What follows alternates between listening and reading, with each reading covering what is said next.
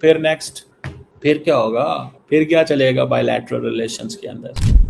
मुझे ज़ाती तौर पे ये लगता है, what I foresee, what I realise कि द गवर्नमेंट इन इंडिया अपनी रशिया के साथ जो ताल्लुकात हैं वो रखेगी। गो के वो लहदा बात है, वो कह रहे हैं हम SU-57 भी नहीं लेंगे, हम F-35 भी नहीं लेंगे, हम कुछ भी नहीं लेंगे। वो ये कह रहे हैं, वो ये नहीं कह रहे कि हम सिर्फ F-35 नहीं लेंगे, वो कह रहे हम कुछ भी नहीं लेंगे।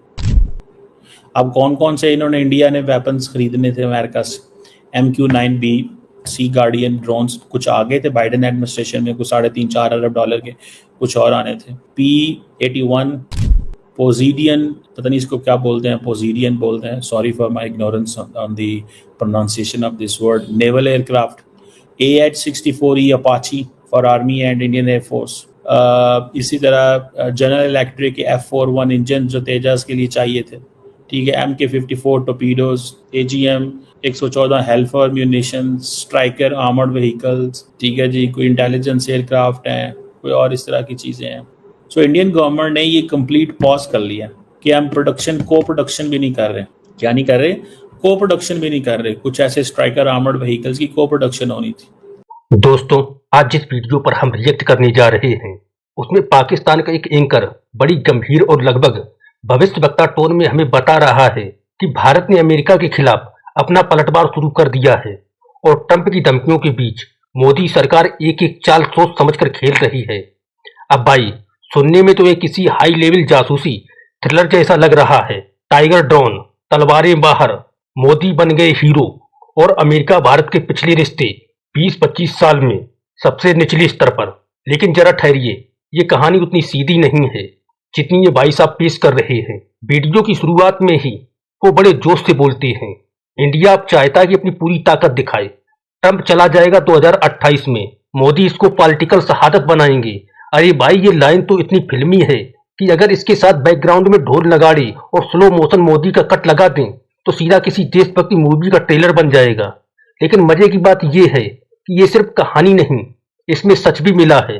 अमेरिका के साथ टकराव हो तो मोदी सरकार इसे चुनावी मंच पर ताकत के प्रतीक की तरह पेश जरूर करेगी और पाकिस्तान को ये बात समझ में भी आ रही है कि भारत का नेशनलिज्म US टैरिफ से भी ज्यादा तेजी से बढ़ सकता है। इसके बाद ये कहते हैं कि राजनाथ सिंह का अमेरिका जाना कैंसिल हो गया, नए ऑर्डर देने थे, नई परचेज करनी थी। यहाँ वो इशारा कर रहे हैं कि भारत का ये कदम ट्रंप को सीधे संदेश देने जैसा है, हम तुम्हारे हथियार तब खरीदेंगे जब रिश्तों पर साफ साफ बात होगी। सुनने में सीधा लगता है, लेकिन इसका मतलब ये है कि भारत अब पूरी डीलिंग में अपनी शर्तों पर खेलेगा। ये बात पाकिस्तान के लिए इसलिए चौंकाने वाली है क्योंकि वो हमेशा सोचता था कि भारत अमेरिका रिश्ते एक तरफा होते हैं, लेकिन अब टेबल टर्न हो रही है। वीडियो में वो कई बार ये दोहरा रहे हैं कि ट्रंप पीछे नहीं हटेंगे, इंडिया भी नहीं पीछे हटेगा, एंटी US नेशनलिज्म बढ़ेगा। भाई, ये तो किसी बॉक्सिंग मैच का अनाउंसर लग रहा है। कोने में है डोनाल्ड ट्रंप, दूसरे कोने में नरेंद्र मोदी, दोनों पीछे हटने को तैयार नहीं।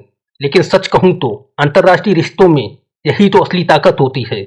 पब्लिक को लगे कि आप झुक नहीं रहे और भारत फिलहाल यही कर रहा है, चाहे असली सौदाबाजी पर्दे के पीछे कितनी भी तेज क्यों ना हो रही हो।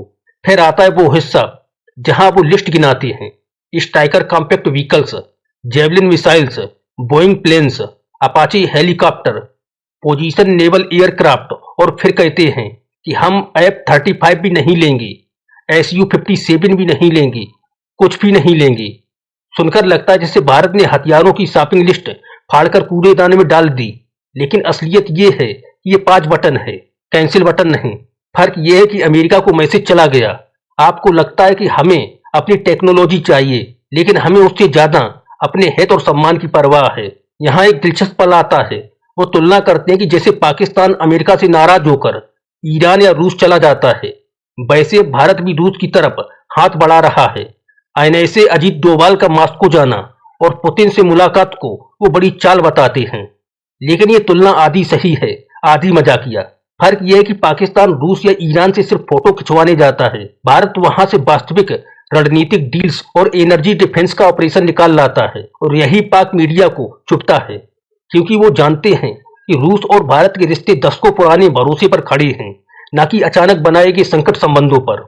इसके बाद बोइंग P-81 विमान की डील का जिक्र करते हैं कहते हैं कि ये विमान भारतीय नौसेना के लिए बेहद जरूरी है, लेकिन भारत ने इसे रोक दिया।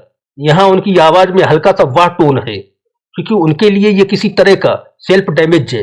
लेकिन असलियत में भारत के पास पहले से 12 ऐसे विमान हैं और वह डीआरडीओ व हाल के साथ स्वदेशी निगरानी विमान विकसित हो रहे हैं। यानी ये सिर्फ ना नहीं बल्कि अपने घर में बनाकर सस्ता और सुरक्षित हाँ है। वीडियो में वो लगातार कहते हैं, मैंने कहा था, मैंने वीडियो बनाई थी, आप मेरी बात से एग्री करेंगे। यार ये तो वही क्लासिक यूट्यूबर वाला मूव है जिसमें हर 5 मिनट बाद याद दिलाना पड़ता है कि देखो मैंने पहले ही बोला था। लेकिन मजे की बात यह है कि कई जगह उनकी भविष्यवाणी सच भी निकल रही है।